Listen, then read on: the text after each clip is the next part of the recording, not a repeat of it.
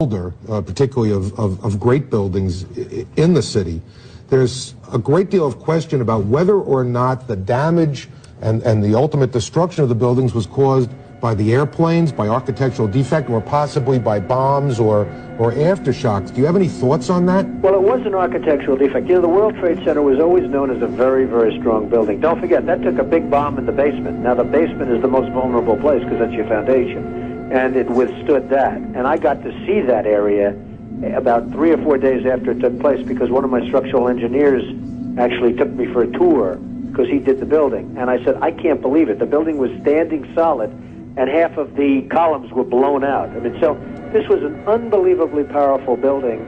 If you know anything about structure, it was one of the first buildings that was built from the outside. The steel, the reason the World Trade Center had such narrow windows is that in between all the windows, you had the steel on the outside. So you had the steel on the outside of the building. That's why when I first looked, and you had big, heavy I-beams, when I first looked at it, I couldn't believe it because there was a hole in the steel.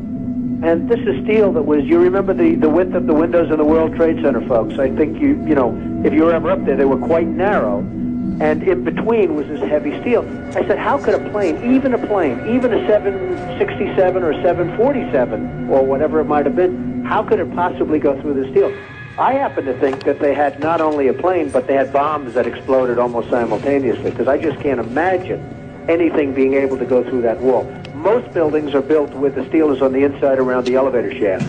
This one was built from the outside, which is the strongest structure you can have, and it was almost just like a can of soup. You know, Donald, we were looking at pictures all morning long of that plane coming into building number 2, and when you see that approach the far side, and then all of a sudden, within a matter of a millisecond, the explosion pops out the other side. Right.